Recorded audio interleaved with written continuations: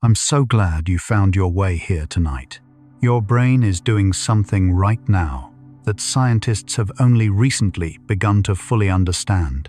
It is generating thoughts you didn't ask for, replaying moments you didn't choose, preparing for tomorrow, whether you want it to or not.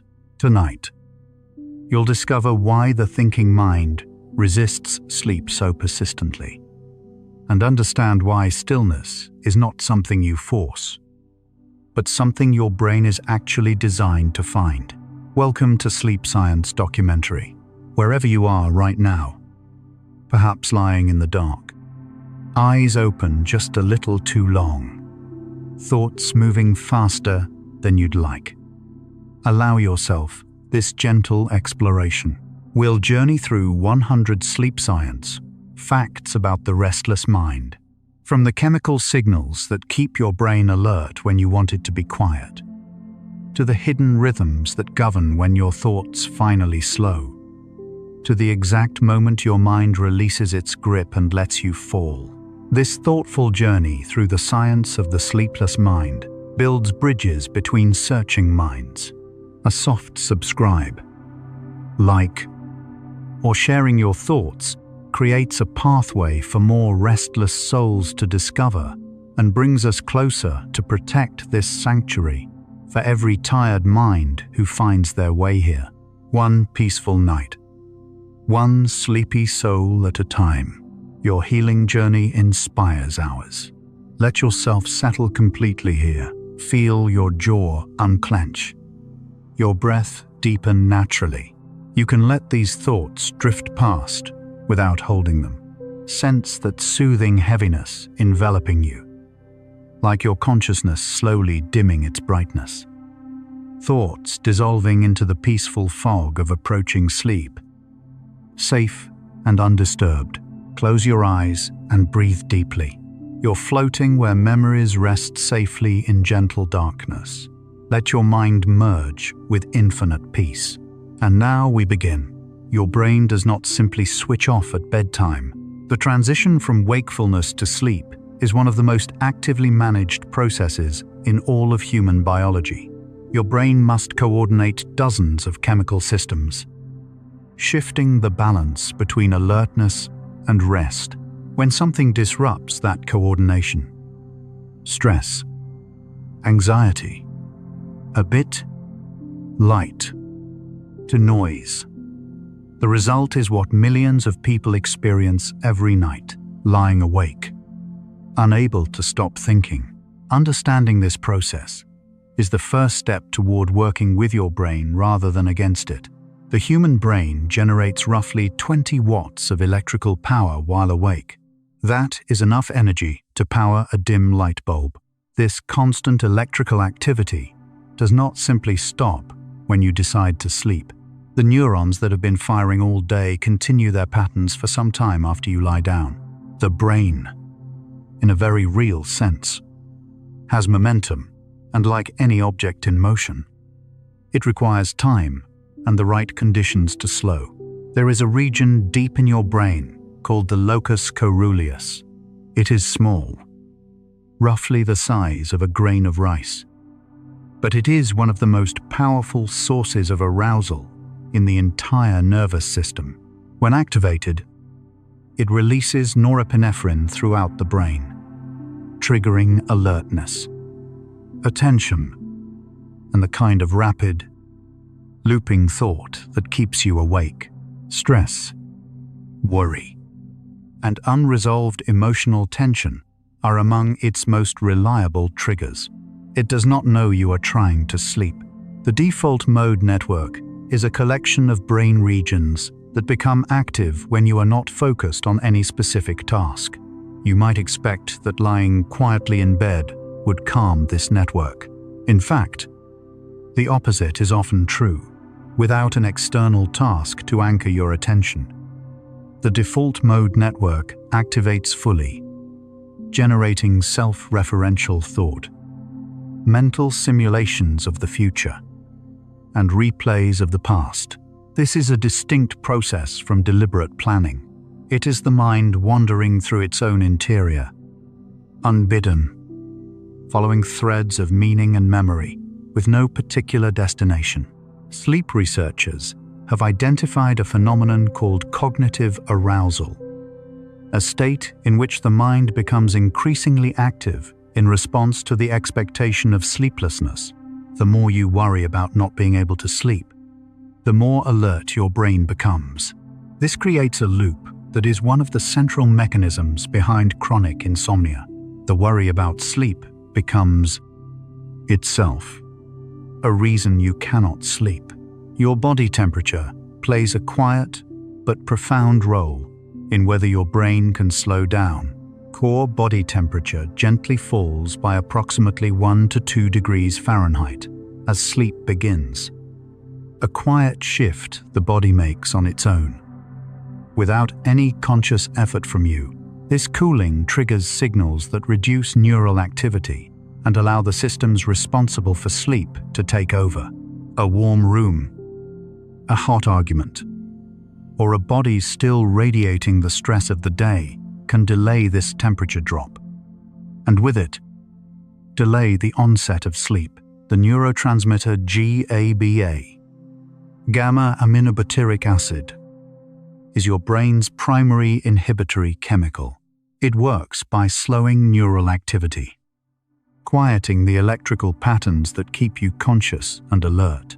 Most sleep medications work by enhancing GABA's effects, but your brain is capable of producing this calming effect naturally, given the right conditions.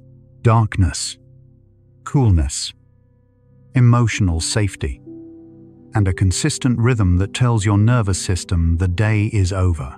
Research in recent years has illuminated the brain's glymphatic system, a network that helps clear metabolic waste that accumulates during waking hours. Evidence suggests this clearance is significantly more active during sleep, particularly during deep, slow-wave phases. Though scientists continue to refine their understanding of exactly how and when this process unfolds. What is clear is that the restorative quality of sleep involves far more than rest. The sleeping brain is, in some measurable sense, actively tending to itself. The amygdala, two small almond-shaped structures located deep in your brain, is responsible for processing threat, fear, and emotional significance. It is exquisitely sensitive to anything that feels unresolved, unfinished conversations, upcoming event, unprocessed worry. All of these activate the amygdala, which then signals the rest of your brain to remain alert. From an evolutionary standpoint, this makes sense. A sleeping animal that has left threats unresolved does not survive long. Your ancient brain does not know the threat is only a thought. So already, after just 10 facts, a picture is forming. The thinking that keeps you awake before bed is not a malfunction. It is your brain doing exactly what it was designed to do. Assess threats, plan for the future, replay significant events, prepare for tomorrow. The problem is not that your brain is broken. The problem is that these ancient systems were built for a world where rest followed physical exhaustion, not a world where the threats are invisible, abstract, and ongoing. Your brain is doing its job too well. The circadian rhythm, your body's internal 24-hour clock, is governed by a tiny cluster of neurons in the hypothalamus called the suprachiasmatic nucleus. This structure responds primarily to light. When light enters your eyes in the evening, it signals to this nucleus that the day is still active, suppressing the release of melatonin and keeping your arousal systems engaged. In the modern world, screens, artificial lighting, and the glow of devices mean that your circadian clock is often receiving conflicting signals late into the night. Melatonin is commonly understood as a sleep hormone, but it is more precisely a darkness hormone. Its release is not triggered by tiredness. It is triggered by the absence of light. In a naturally dark environment, melatonin begins rising roughly 2 hours before your body's ideal sleep time, gently signaling to your brain and body that night has arrived. But it does not force sleep. It is an invitation, not a command. The thinking mind can override it with remarkable ease. Adenosine is a chemical that builds up in your brain throughout the day as a natural byproduct of neural activity. The longer you have been awake, the more adenosine accumulates, creating an increasingly strong pressure to sleep. This is called sleep drive or sleep pressure, and it is one of the two primary forces governing when you feel tired. Caffeine works by blocking adenosine receptors, not by adding energy, but by preventing your brain from feeling how tired it already is. There is a phenomenon that sleep researchers call the sleep effort paradox. The more effort you consciously apply to the act of falling asleep, the more you activate the very arousal systems that prevent it. Trying harder to sleep creates alertness. This is why relaxation techniques work not by forcing sleep, but by reducing effort entirely, creating the conditions in which sleep can arrive on its own terms. Unhurried and undemanded.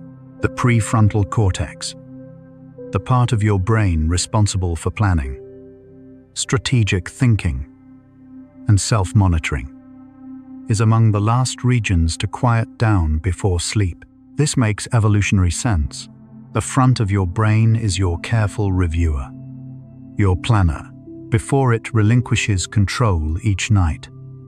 It wants to complete a final survey of the day, checking that nothing significant has been overlooked. The racing thoughts of bedtime are, in large part, this system doing its evening work. The difficulty is that it rarely concludes the review feels finished. Research using brain imaging has shown that people with chronic insomnia tend to show higher levels of metabolic activity in the frontal and parietal regions of the brain at night, the areas associated with self-monitoring and attention. Their brains are, in a measurable sense, more active at bedtime than those of people without sleep difficulties. This is not a character flaw or a sign of weakness. It is a neurological pattern, one that can soften and change with the right understanding and practice. The transition between wakefulness and sleep is not a single moment. It is a process that unfolds across several minutes and passes through multiple stages. Stage 1. Sleep, the lightest phase, is characterized by slow eye movements and a gradual reduction in muscle tone. Thoughts during this stage often take on a dreamlike, fragmented quality. Many people who experience insomnia never fully enter this stage, remaining suspended in a kind of half-alert state that feels neither restful nor fully awake. One of the more consistent findings in insomnia research is a phenomenon called sleep state misperception. People with difficulty sleeping often significantly underestimate how much sleep they actually get.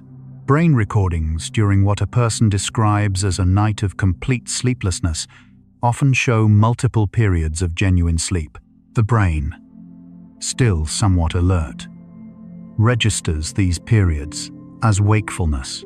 This does not mean the suffering is imaginary, but it suggests that the mind's experience of sleeplessness is not always an accurate reflection of what the body is actually doing.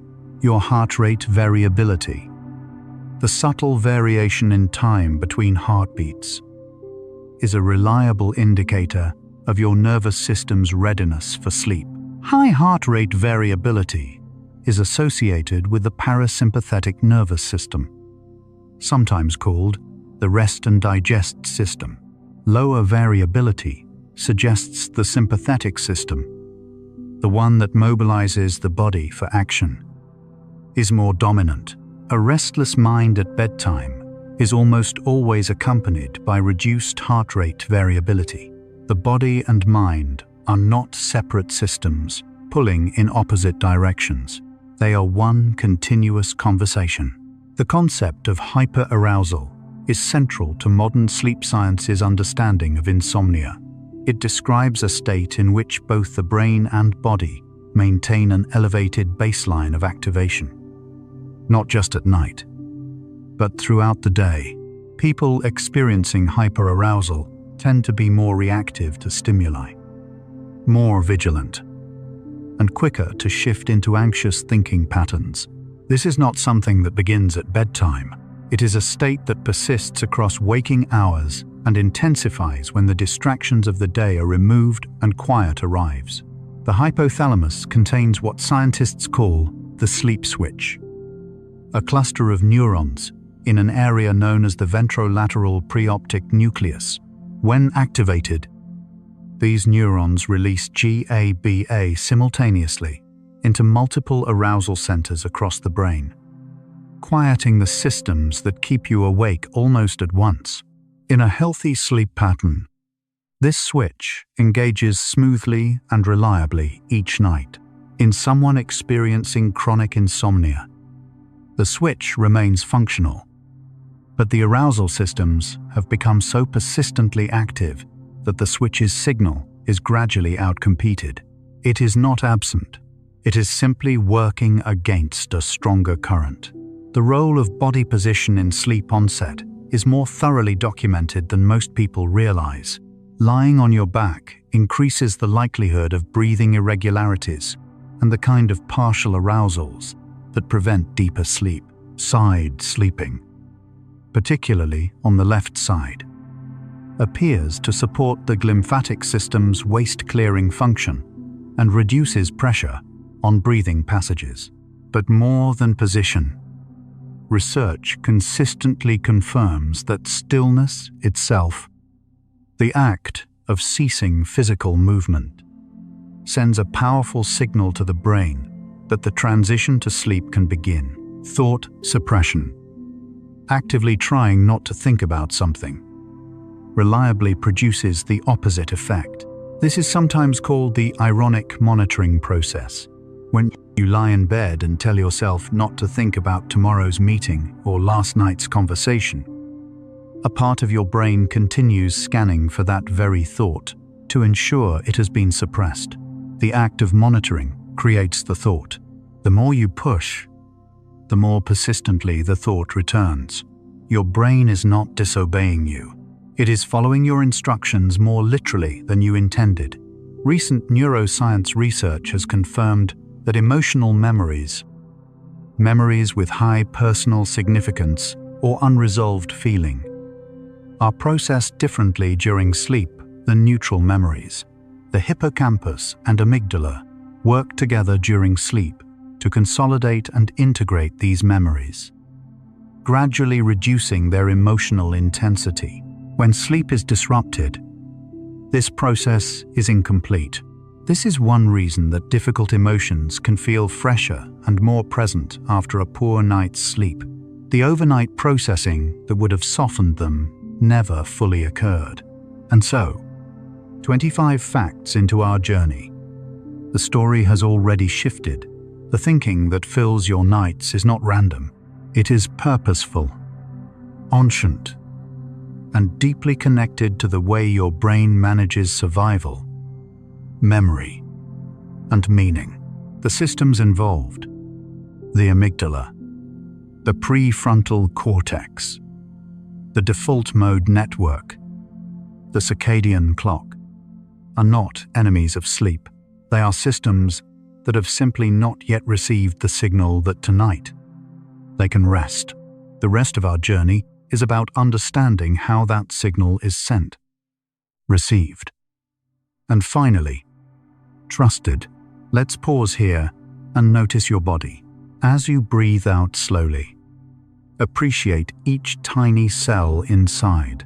Trillions of processes working in silence. Heart beating, lungs breathing, brain thinking, all without your command. Notice the gentle sensations on your skin, in your muscles, along your spine, even now. Your nervous system is listening for safety. And here, in this quiet, it is beginning to find it. You are a complete ecosystem. Diverse. Self-balancing. Now we continue. The concept of sleep hygiene. The set of behaviors and environmental conditions that support healthy sleep has been extensively studied for decades, but recent research has added nuance to this picture. Sleep hygiene alone, while helpful, is rarely sufficient for people experiencing significant insomnia. What matters more, current evidence suggests, is the relationship a person develops with the act of sleeping itself. Whether the bed has become associated with alertness and unease, or with safety and ease. Stimulus control is one of the most well-supported behavioral interventions in sleep medicine. It is based on the principle of classical conditioning, the same learning mechanism that made Pavlov's dogs salivate at a bell. If you spend enough time lying awake in bed, your brain learns to associate the bed with wakefulness, the sight of your pillow, the feel of your sheets, the darkness of the room. All of these can become triggers for alertness rather than rest. Rebuilding that association takes patience, consistency, and a willingness to trust a process that feels counterintuitive. The two-process model of sleep regulation, first described by sleep researcher Alexander Borbely in the 1980s and refined considerably since, proposes that sleep is governed by two interacting systems, the circadian rhythm and the homeostatic sleep drive. These two systems usually work in concert. The circadian rhythm, creating the right biological window. The sleep drive providing the pressure to fill it when they fall out of alignment through irregular schedules, napping at the wrong time, or prolonged stress. The result is a mismatch between when you want to sleep and when your biology is ready to cooperate. A fascinating finding from recent sleep research involves the role of pre-sleep cognitive activity in determining sleep quality. Studies using experience sampling methods, where participants report their thoughts at intervals throughout the evening, have found that the content of pre-sleep thoughts matters as much as their volume. Thoughts focused on unfinished tasks, planning, and social evaluation are most strongly associated with delayed sleep onset. Thoughts that are observational, sensory, or narrative, simply noticing things, following a story, are associated with a gentler, more natural transition towards sleep. The phenomenon of sleep reactivity describes individual differences in how strongly a person's sleep is disrupted by stress. Some people can experience significant life stresses and still fall asleep relatively quickly. Others find that even minor stressors completely disrupt their sleep for days or weeks. Research has linked higher sleep reactivity to variations in specific genes involved in the stress response and serotonin signaling. This is not destiny. These patterns can soften over time, but understanding that some nervous systems are simply more responsive to stress at bedtime can ease the self-blame that often compounds insomnia. Cortisol, the primary stress hormone, follows a natural daily rhythm. It peaks sharply in the early morning, helping you wake and mobilize for the day, and gradually declines through the afternoon and evening, reaching its lowest point around midnight. But when psychological stress is high, cortisol levels remain elevated in the evening hours. This prolonged cortisol state suppresses melatonin, raises body temperature, and activates the arousal networks of the brain, creating the biological conditions for lying awake. Regardless of how physically tired you feel, the relationship between anxiety and insomnia is bidirectional. Anxiety can contribute to insomnia, and insomnia in turn intensifies anxiety.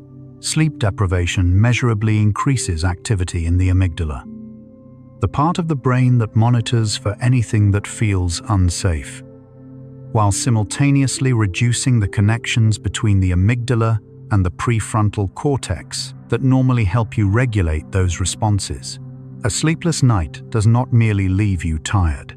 It changes the emotional landscape of your brain, making you more reactive and more vulnerable to the thoughts that may keep you awake again the following night.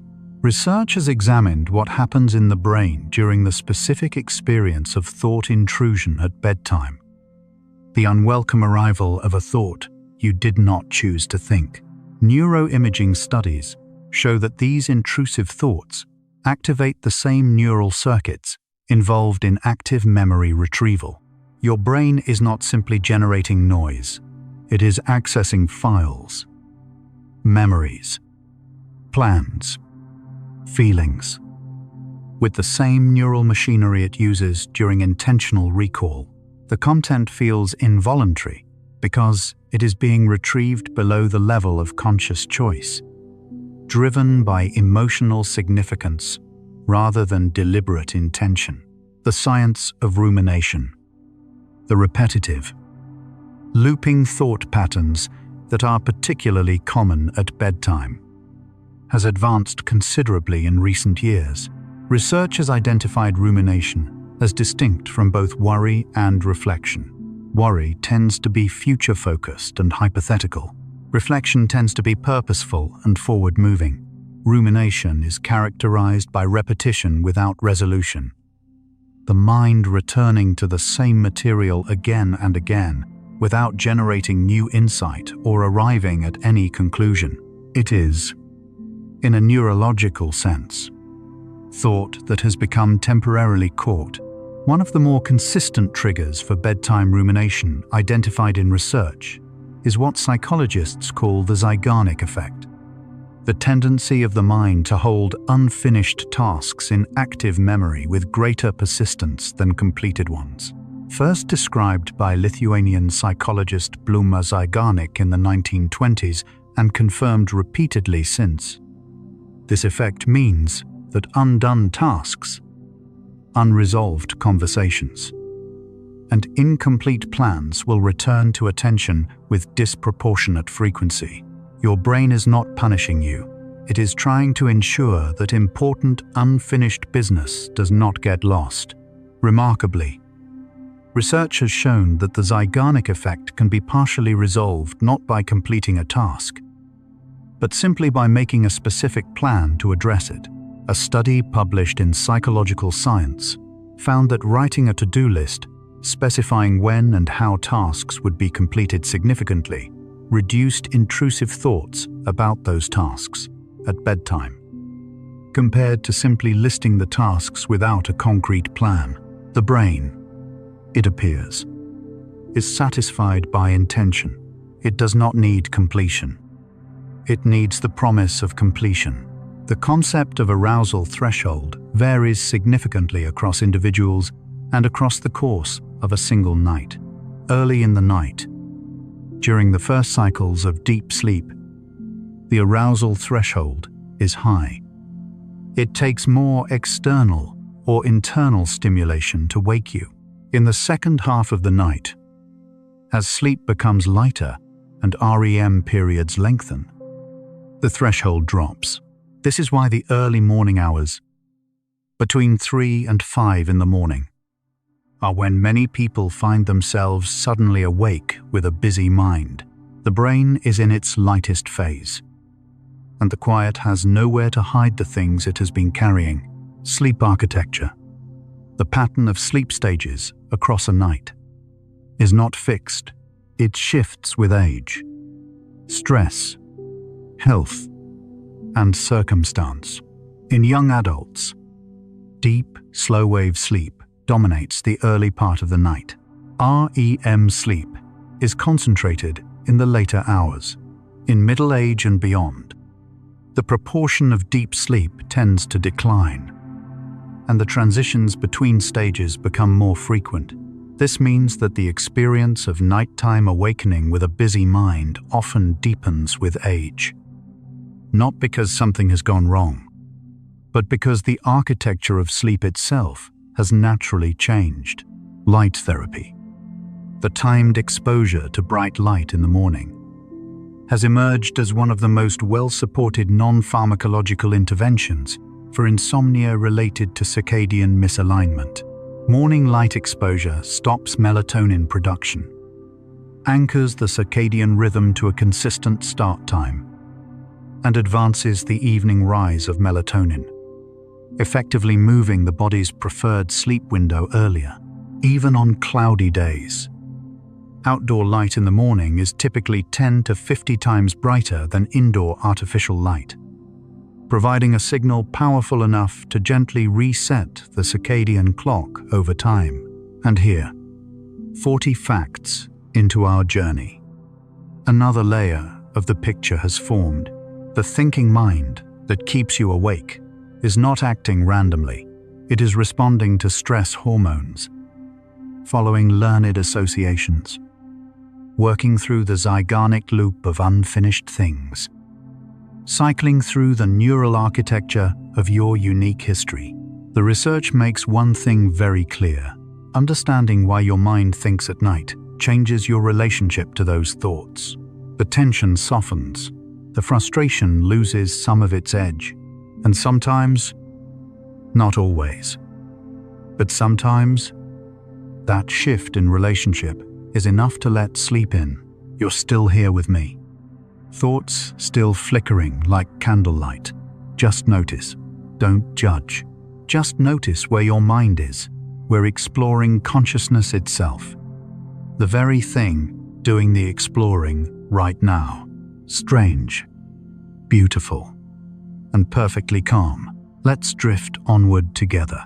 Cognitive behavioral therapy for insomnia, known as CBTI, is now recognized by sleep medicine bodies worldwide as the most effective first-line treatment for chronic insomnia, with long-term outcomes that compare favorably to sleep medication.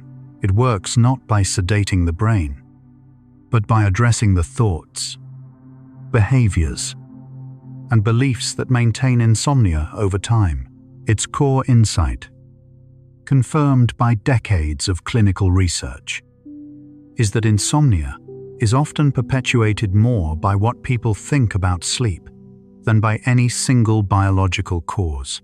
Sleep restriction therapy is one of the most counterintuitive components of CBTI. It involves temporarily limiting time in bed to increase sleep efficiency. The ratio of time asleep to time in bed, by initially allowing only the hours you are actually sleeping, and then gradually expanding that window as sleep efficiency improves. This approach helps rebuild the brain's association between bed and sleep. It is often described by patients as one of the more demanding things they have done, and one of the more effective. The relationship between physical activity and sleep quality is among the most consistently replicated findings in sleep research. Regular moderate exercise, even a single session of 30 to 40 minutes, has been shown to reduce sleep onset time, increase slow-wave sleep, and improve the subjective quality of rest. The mechanisms involve multiple pathways: a reduction in cortisol, a post-exercise drop in core body temperature, increased adenosine accumulation, and a reduction in the baseline arousal that characterizes hyperarousal states. Movement during the day creates the conditions for stillness at night. The temperature of your sleeping environment has measurable effects on sleep architecture. Research suggests that a bedroom temperature between 65 and 68 degrees Fahrenheit is well suited to most adults, cool enough to support the body temperature drop that initiates sleep, but not so cold as to trigger protective arousal responses. Even small variations from this range, a room just a few degrees too warm, can meaningfully reduce the proportion of deep, restorative sleep obtained across the night. Paradoxical intention is a sleep technique grounded in decades of research. Rather than trying to fall asleep, the person practicing paradoxical intention lies in bed with the gentle intention of staying awake for as long as possible, with eyes open but without stimulation. The technique works by dismantling the performance pressure around sleep, removing the effort that triggers arousal, and creating a mild reversal in which the brain, no longer reaching towards sleep, drifts toward it naturally. It is unusual, and it works. Music and acoustic environments have been studied extensively for their effects on sleep. Research has found that slow-tempo music, below 60 beats per minute, activates the parasympathetic nervous system, slows heart rate and breathing, and reduces the physiological markers of stress, pink noise and brown noise, which emphasize lower frequencies more than white noise, have shown promise in deepening slow-wave sleep and supporting memory consolidation overnight. The acoustic environment of your sleep is not incidental. It is part of the biology. The role of narrative in facilitating sleep is increasingly recognized in both clinical and research settings. Listening to a slowly told, non-threatening story, particularly one with a consistent rhythm and gentle imagery, appears to engage just enough of the narrative-following brain to quiet the default mode network's self-referential processing. The mind, occupied with following a voice and a gentle sequence of ideas, is less available to generate the looping thought that characterizes pre-sleep rumination. You are, in a very quiet way, experiencing this right now. Breathing rate is one of the most direct levers available to the conscious mind for influencing the nervous system's arousal level. The vagus nerve, the longest nerve in the autonomic nervous system, carries signals between the brain and the body in both directions. Slow, deep, extended exhalations stimulate vagal tone, shifting the nervous system from sympathetic to parasympathetic dominance. A simple breathing pattern: inhaling for 4 counts, exhaling for 6 to 8 counts, can measurably reduce heart rate and cortisol within minutes, creating physiological conditions that gently support sleep onset. The concept of good enough sleep, as opposed to perfect sleep, has emerged as a clinically meaningful reframe in insomnia treatment. Research consistently shows that people who hold rigid, perfectionistic beliefs about sleep, that they need exactly 8 hours, that any awakening is a failure, that tomorrow will be ruined by tonight, tend to experience worse sleep outcomes than those who hold more flexible, forgiving beliefs. The pressure for perfect sleep is one of the more reliable ways to prevent it. Halfway through our journey tonight, the answer to tonight's question has begun to take shape. Why can't you stop thinking before bedtime? Because you are human. Because your brain is doing something ancient and purposeful with the quiet.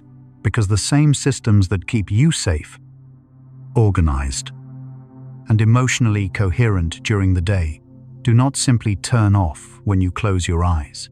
But the research also tells us something else. Quietly and clearly, these systems are responsive.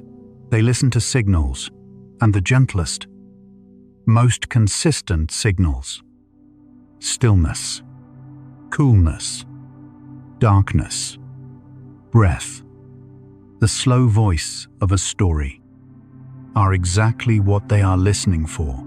Let each breath guide you to realize time is yours, a separate stream that only you are living. While vast systems of thought continue to spin, expand, and process, This second you're breathing, listening, is unique. Your mind does not need to solve anything right now. Every thought that has ever kept you awake was attended to. In the end, every morning came. Cherish this present moment, knowing that right now, the night belongs to you, and we continue drifting. The neuroscience of mindfulness. The practice of observing thoughts without engagement has advanced considerably in the past decade. Studies using functional MRI have shown that even brief mindfulness training reduces activity in the default mode network and strengthens connections between the prefrontal cortex and the amygdala, improving the brain's capacity to observe anxious thought without being carried away by it. Mindfulness does not eliminate bedtime thinking. It changes the relationship to it. The thoughts are still there. They simply lose some of their grip. Sleep talking. Somniloquy occurs during both REM and non-REM sleep and is more common than many people realize. Studies suggest that between 50 and 60% of people sleep talk at some point in their lives, with children doing so more frequently than adults. What makes it neurologically interesting is what it reveals about the sleeping brain's continued processing of language and social information, even in sleep. The systems that manage communication and narrative remain partially active, suggesting that the sleeping mind is never entirely still. The relationship between diet and sleep quality is a growing area of research. Studies have identified associations between higher intake of certain nutrients, particularly tryptophan, found in foods like turkey, seeds, and dairy, and more settled sleep onset and duration. Tryptophan is a precursor to serotonin, which in turn is converted to melatonin. A diet consistently low in tryptophan has been associated with reduced sleep quality in laboratory studies. The path from dinner to sleep is more connected than most people realize. Alcohol is one of the most widely used sleep aids in the world, and one of the more counterproductive. While alcohol does reduce the time it takes to fall asleep, it significantly disrupts sleep architecture in the second half of the night, suppressing REM sleep and increasing arousals as it is metabolized. The result is sleep that feels heavier at first and lighter, more fragmented and less restorative. As the night continues, the brief sedation alcohol provides comes at the cost of the dream-rich, memory-consolidating sleep the brain needs most. Dream sleep, REM sleep, is now understood to serve functions far beyond simple memory consolidation. Research in the past several years has highlighted REM sleep's role in emotional regulation, creative problem-solving, and social cognition. During REM, the brain appears to reduce the emotional intensity of memories while preserving their informational content, a process that gradually softens the distress associated with difficult experiences. This is part of why things often feel more manageable in the morning. It is not that the problem changed, it is that sleep quietly processed some of the feeling around it. The phenomenon of hypnagogic hallucinations, the vivid, dream-like images that appear at the edge of sleep, occurs in the transition between wakefulness and stage 1 sleep. These can include visual images, sounds, or physical sensations, such as the sensation of falling. They arise as the brain begins to disengage from external sensory input and activates the imagery generation systems associated with dreaming. For some people, they are vivid enough to cause a sudden jerk back to wakefulness, a myoclonic jerk, gently resetting the process of falling asleep. Recent research has explored the connection between social belonging and sleep quality. Studies have found that feelings of loneliness are associated with more fragmented sleep, more nighttime awakenings, and a heightened sense of vigilance that persists into the night. From an evolutionary perspective, this makes sense. The sleeping human is in a vulnerable state. A brain that perceives its social environment as unsafe will resist deep sleep accordingly. Feeling connected to other people, to a community, to a larger story, is not separate from the biology of sleep. It is part of it. The phenomenon of sleep inertia, the groggy, disoriented state that follows waking, reflects the lingering influence of sleep-promoting chemicals in the brain during the transition back to wakefulness. It is most present after waking from deep, slow-wave sleep and tends to pass within 1 to 30 minutes in most people. Contrary to common belief, sleep inertia is not a sign of poor sleep quality. It is often a sign that the brain was in deeply restorative sleep and is reluctant to leave it. The grogginess can be evidence that something valuable was happening. Polyphasic sleep. Sleep divided into multiple shorter periods across the day appears to reflect patterns found across human history and cultures. Anthropological research and studies of pre-industrial societies have shown that the timing and structure of human sleep varied considerably before modern industrial schedules. Many cultures historically included periods of rest in the afternoon, a pattern that some researchers believe reflects a natural biological tendency toward more than one period of reduced alertness across the day. The single consolidated nighttime sleep block may be, in part, a relatively recent arrangement. The experience of time during sleep is profoundly altered. In deep, slow-wave sleep, the subjective experience of time essentially disappears. People report no sense of duration at all. In REM sleep, time can feel compressed or expanded in ways that do not correspond to clock time. A dream that feels like hours may have occurred in minutes. This alteration of temporal experience suggests that the brain's time-tracking systems are among the first to disengage during sleep, offering a kind of freedom from the relentless forward movement of waking consciousness. The connection between purpose, having a sense of meaning in one's daily life, and sleep quality has been studied in longitudinal research spanning multiple years. People who report higher levels of purpose and meaning consistently show more settled sleep, fewer disturbances, and lower rates of certain sleep disorder symptoms. The mechanism is not fully understood, but researchers believe it involves the regulation of inflammatory markers and stress hormones that affect sleep architecture. Meaning, it appears, is not just philosophically valuable, it has a measurable effect on the biology of rest. Recent research has confirmed that the sleeping brain continues to process sound at a sophisticated level. During certain stages of sleep, the auditory cortex remains responsive to familiar voices, to one's own name, and to sounds that carry emotional or threat-related significance. A parent's brain responds to the sound of their child's voice, even in deep sleep. This ongoing auditory monitoring is one reason that sleeping in a genuinely quiet or consistently masked acoustic environment is associated with better sleep quality.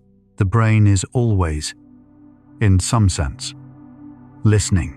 The science of sleep in chronic pain conditions has yielded insights relevant to anyone whose body keeps their mind awake at night. Research has established a bi-directional relationship between pain and sleep. Pain disrupts sleep, and disrupted sleep lowers pain thresholds, creating a cycle that can be gradual to change.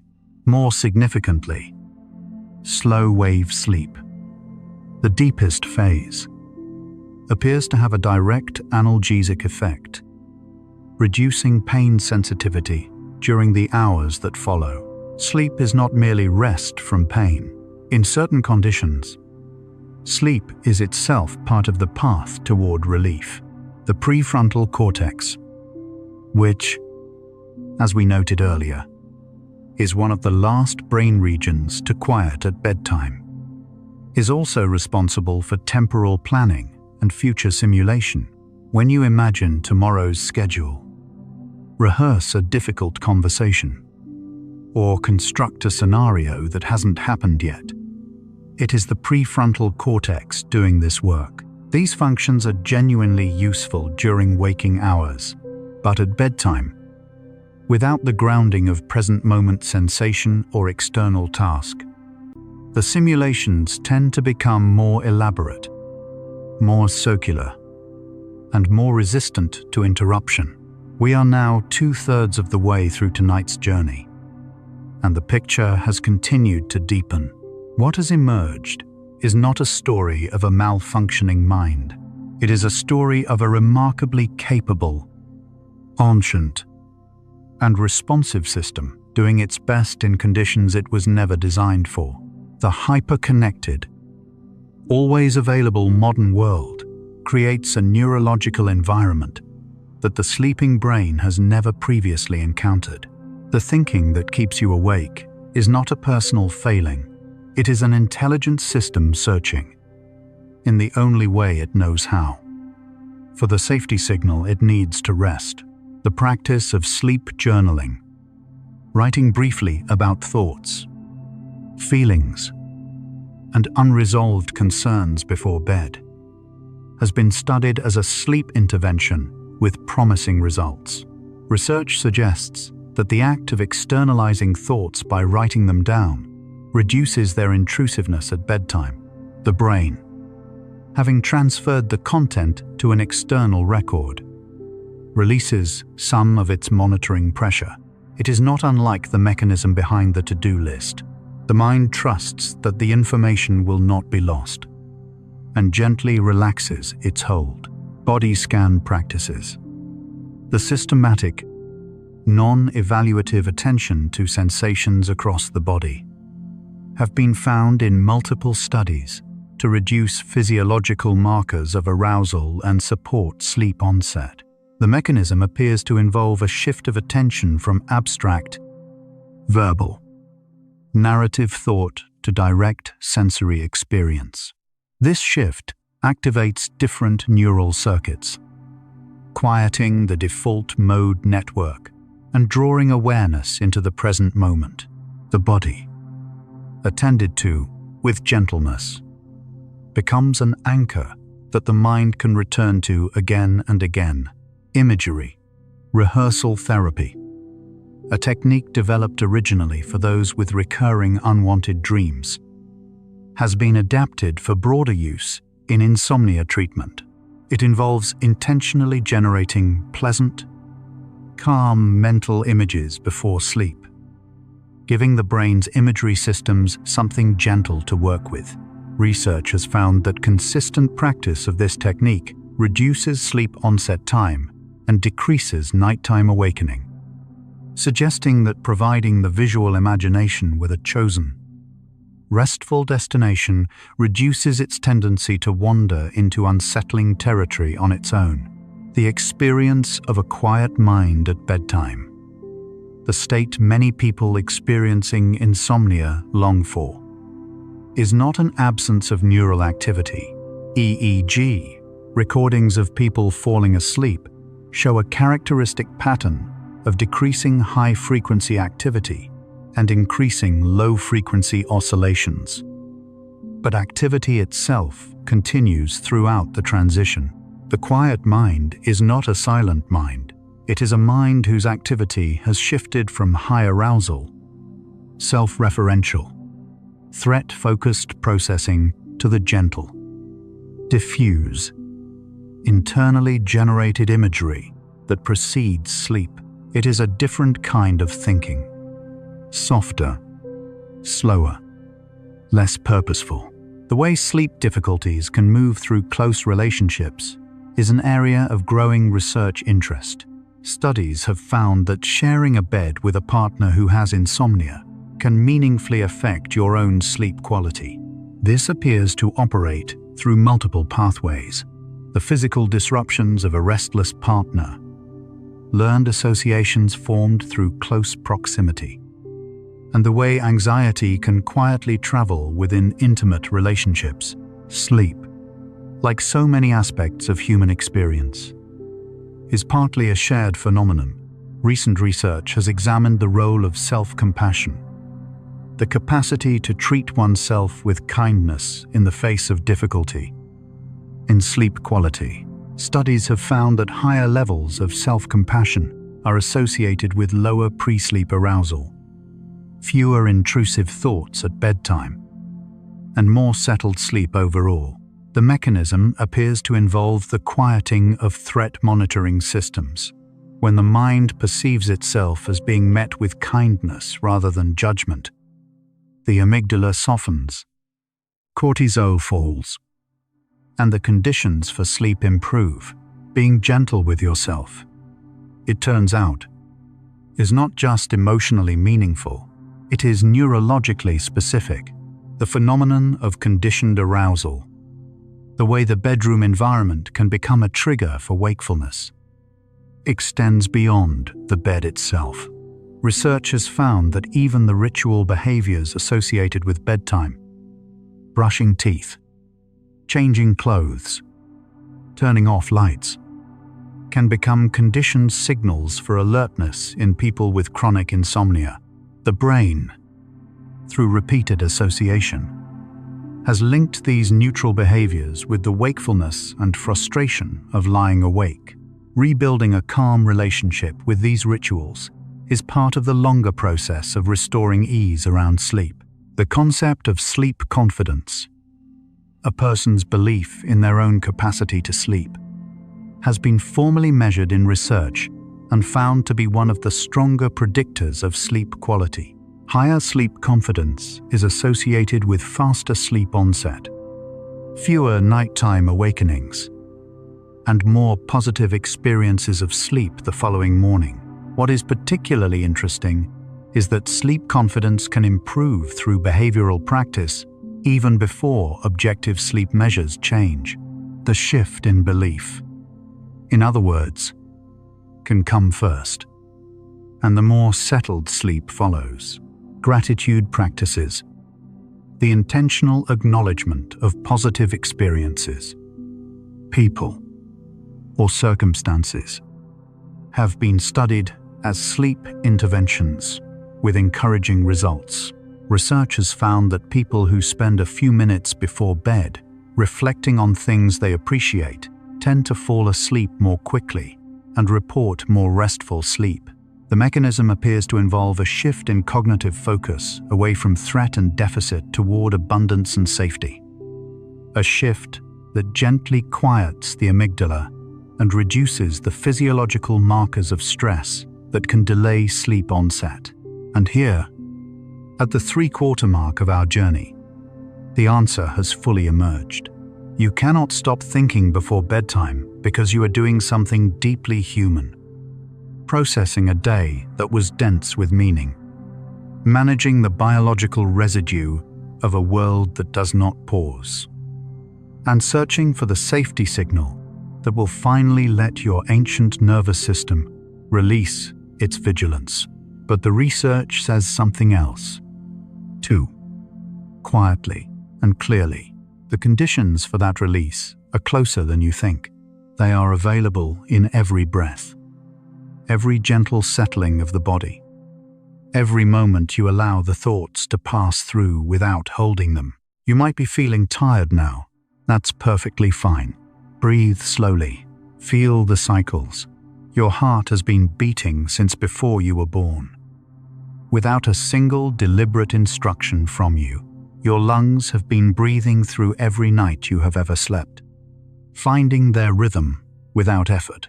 You don't need to hold on to any of this, like planets silently rotating in their orbits.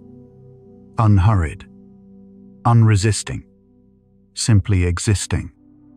You can trust that your body knows its way. We're almost there now. Sleep is not a failure of wakefulness. It is a distinct and purposeful state, as active and as essential as any hour of your day. The brain, during sleep, is not waiting. It is working, consolidating, repairing, growing, releasing. There is a particular faithfulness to this process. It returns every night, in every willing body, without exception. The transition to sleep is often described as a letting go. Neurologically, this is precise.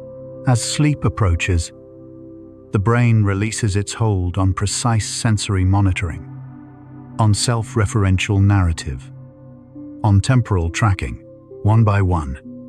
The systems that keep you anchored to the waking world relax. What remains is softer, more diffuse, more free.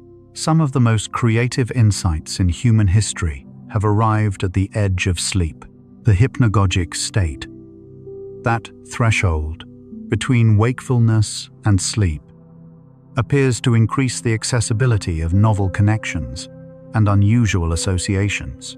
Research has since confirmed what many artists and scientists have described intuitively. The half-asleep mind sees differently, more loosely, more freely. Something in the relaxing brain finds connections the alert mind overlooks. Your breath, right now, is slower than it was an hour ago. Each exhale is longer, easier. The body, given permission to rest, begins to find its own rhythm, not imposed, not controlled, but discovered. This is how sleep arrives, not by force, by permission. Your nervous system has two primary modes: the sympathetic, which prepares you for action, and the parasympathetic, which guides you into rest and repair. In sleep, the parasympathetic gradually takes full dominance. Heart rate slows, digestion quiet. The small muscles around the eyes release. Every system that was on alert during the day finds, in sleep, its natural and ancient resting state. Dreams are not interruptions of rest. They are rest. REM, sleep, during which most vivid dreaming occurs, is associated with profound relaxation of the postural muscles, a loosening of the body that is deeper than any conscious relaxation practice. The dreaming mind is released from gravity, from consequence, from continuity. It wanders freely, and in wandering, heals. The sound of rain has been used as a sleep aid across cultures and throughout recorded history. Research has confirmed what intuition has always known, that certain ambient sounds, particularly those emphasizing lower frequencies like rainfall, help synchronize the brain's slow oscillations during deep sleep, deepening rest and supporting the consolidation of memory. Nature, it turns out, has been offering a gentle sleep soundtrack all along. Your body temperature is still falling. The room is cooler than your core. The gap between the warmth inside you and the quiet air around you is exactly the gradient your biology was designed for. This cooling is not loss. It is preparation. It is the body making itself ready. Sleep researchers sometimes describe the transition to deep sleep as a stilling of the surface. On the surface, nothing moves, but beneath, the brain is in constant, elegant circulation, information flowing, memories consolidating, systems quietly restoring themselves. The sleeping mind is like a calm lake, still at the surface, quietly alive beneath. The capacity for awe, the feeling of being in the presence of something vast or complex, has been linked in recent research to reduced activity in the self-referential areas of the brain. R appears to quiet personal preoccupation and place the individual self within a larger context. The quiet complexity of what your brain does each night, without any effort from you, is something worth resting inside, something worth finding peaceful. Sleep pressure. The biological drive towards sleep that builds with every waking hour is with you right now. Every hour you have been awake today. That pressure has been growing. It is a tide, rising steadily, pulling you toward exactly where you are trying to go. You do not need to create the conditions for sleep from nothing. They are already there, already present, already waiting for you to stop reaching and simply let them arrive. The sounds you hear right now, whatever sounds exist in your environment, are being processed by your auditory cortex with decreasing precision. As sleep approaches, the brain narrows its attention to the foreground and lets the background dissolve. The voice you are hearing, the ambient sounds beneath it, the soft presence of your own breathing, all are beginning to blur at the edges. This blurring is not a loss of awareness. It is the first softening of the threshold. Memory researchers have found that the sleeping brain preferentially consolidates information that was emotionally significant during the waking day. This means that whatever mattered to you today, whatever moved you, stayed with you, or unsettled you, is being gently woven tonight into the fabric of your long-term memory. Sleep is not neutral to your life. It is deeply, carefully engaged with everything in it. The researchers who study sleep describe a process that unfolds with quiet elegance. Waves of slow electrical activity spreading across the cortex, brief bursts of higher frequency oscillation, carrying information between memory centers, the gradual softening of consciousness into something more open and more free. In their data, they are describing something ancient, something that has been happening every night in every human body, long before anyone had words for it. You have been listening for a long time tonight. Your body has been settling for longer than you perhaps realize. The thinking that may have been present when this began has, over the course of this journey, been given context, understood, placed within a larger story. The research suggests that this alone, understanding the thinking rather than resisting it, gently loosens its hold. You have been doing that, quietly, for a long time now. The muscles of your face are among the first to signal readiness for sleep. The jaw loosens, the muscles around the eyes soften, the small muscles of the forehead, which carry the quiet memory of the day's tensions, begin to release. The face, in sleep, returns to something simpler, something more like what you were before the day began. There is a particular quality of silence that exists in the deepest hours of night. Between the end of the last human activity and the beginning of the earliest morning sounds, sleep researchers have noted that this silence has measurable acoustic properties distinct from mere quietness. Your nervous system recognizes it. Something in you has always known what this silence means. The slowest brainwaves associated with deep sleep, delta waves, oscillating between half a cycle and 4 cycles per second, are the slowest electrical activity the brain produces.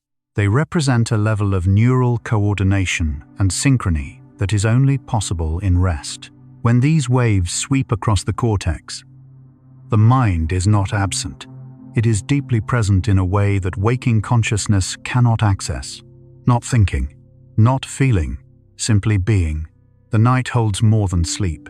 It holds genuine renewal, biological renewal that no other state can fully provide. The cells of your body carry out repair processes at rates that are simply not possible while you are awake. Growth hormone, released in its greatest quantities during the early hours of deep sleep, quietly oversees this work. The night is not empty time between one day and the next. It is the most productive time your body has. The last fact of tonight's journey is the simplest. Sleep wants to come to you. It is not an achievement you must earn, or a destination you must navigate toward. It is a state your biology has been preparing for since the moment you woke up this morning. Every breath you have taken today was moving you, incrementally, toward this. You are already most of the way there. The only remaining thing is to let the last small distance close on its own. And so, our quiet journey through the science of the sleepless mind comes to a gentle close. We traveled from the locus coeruleus, that grain of rice-sized region releasing its alert signals into the vast spaces of your brain, all the way to the delta waves sweeping in slow coordination across a mind ready to rest. We discovered along the way that the thinking keeping you awake is not a malfunction, but a message from the Zeigarnik loop of unfinished things to the cortisol curve of a day still held too tightly, to the self-compassion that quiets what judgment cannot. We glimpsed how the restless mind is, in every sense, a searching one and a searching mind. Given enough context, enough gentleness, enough quiet story to follow, eventually finds what it was looking for. The science of sleep reminds us that rest is not a passive state. It is one of the most active, purposeful, and generous things your brain ever does for you. Much of this work happens in silence, below the threshold of awareness, in the small hours when the world is still. The sleeping mind reveals a kind of faithfulness, returning each night, in each willing body, to do the work that cannot be done in daylight. By pausing to understand, we find that the invitation to rest has always been extended. We simply needed to learn how to receive it. In these final minutes, take the deepest breath you can. As deep as possible, think about unity of every thought, every feeling, every moment of tonight's quiet journey. You are not separate from the science. You are the science. The same neurons described in every fact tonight are the neurons listening right now, processing these words. Slowing with each breath, think about consciousness itself, yours and mine, and everyone who has ever lain awake in the dark, wondering why their mind won't stop, perhaps all reaching, in their own way, toward the same thing. You are not alone in this. Let your entire being dissolve into the space between waking and sleeping, where thought becomes image and image becomes rest. Prepare for deep sleep. No boundaries left, only peace. If this gentle journey through the science of the sleepless mind helped you find a little more ease tonight, perhaps share it softly with someone else who lies awake too long. It might be exactly what another restless mind needs to finally let go and drift. One quiet tap, one sleepy soul at a time. But there's no need to do anything now. Nothing at all. You've traveled far tonight. Not across miles, but through the architecture of your own mind, farther than most journeys take you. You can allow these thoughts of the restless mind to fade now, like the last active thread of awareness at the edge of sleep. Not gone, simply returning to the silence from which it came, leaving only the soft, still calm behind. Let your breathing deepen. Let your body feel heavier, as if the gentle weight of the night itself has found you here and is simply holding you. If sleep comes, let it carry you the way the tide finally arrives. Not rushing, not announced, but inevitable, smoothly, completely, into a realm where time and weight no longer matter. If your eyes are still open, the next video is waiting for you, ready to continue the journey. But if they're closed, stay there. Stay in the darkness that feels safe and warm. Tomorrow, your brain will still be there, still faithful, still working, still offering you the gift of another night. The science will still be unfolding, but tonight belongs to stillness. Rest well, sleepy soul, and remember, your mind was never working against you. It was always, in its own ancient way, trying to bring you home. Good night.